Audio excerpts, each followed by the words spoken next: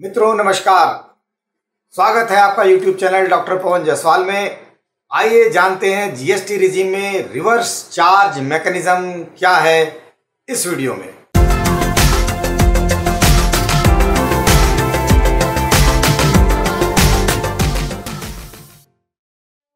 मित्रों, जीएसटी व्यवस्था में दो तरह के व्यापारी आइडेंटिफाई किए गए हैं या दो तरह के पेशेवर आइडेंटिफाई किए गए हैं। एक वो जो पंजीकृत हैं, एक वो जो पंजीकृत नहीं है।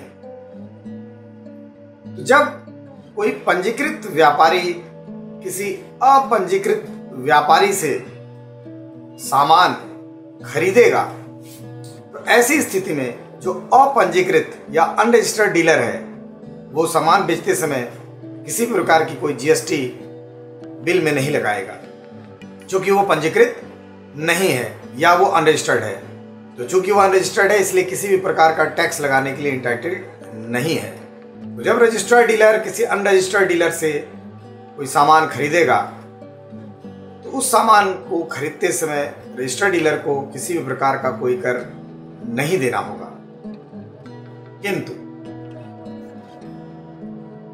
कुछ सीमाओं और मर्यादाओं के बाद, नोटिफिकेशन जैसे इशू हुए हैं उसके बाद,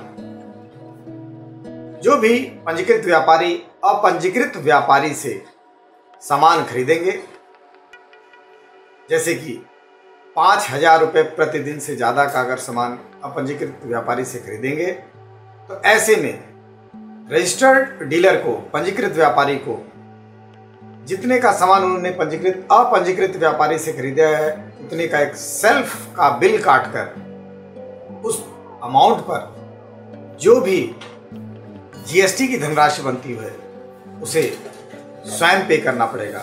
अर्थात पंजीकृत व्यापारी जो कि क्रेता है वो अपंजीकृत व्यापारी जो कि विक्रेता है उसके द्वारा बेचे गए माल पर क्रेता रिवर्स चार्ज मैकेनिज्म में जीएसटी का पेमेंट सेल्फ का बिल काटकर करेगा। तो रिवर्स चार्ज मैकेनिज्म आपको समझ में आया होगा, यह मैं उम्मीद करता हूं।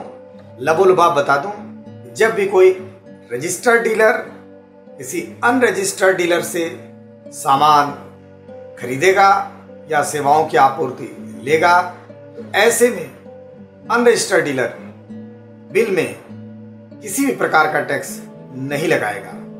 किंतु क्रेता या रजिस्टर्ड डीलर जब उन सामानों को खरीद लेगा या उन सेवाओं की आपूर्ति प्राप्त कर लेगा तो वह उस मूल्य का एक सेल्फ का बिल काटकर उस पर जो भी जीएसटी की दर लागू होती है उस दर से नगद में या बैंकिंग माध्यमों द्वारा जीएसटी का भुगतान कर देगा।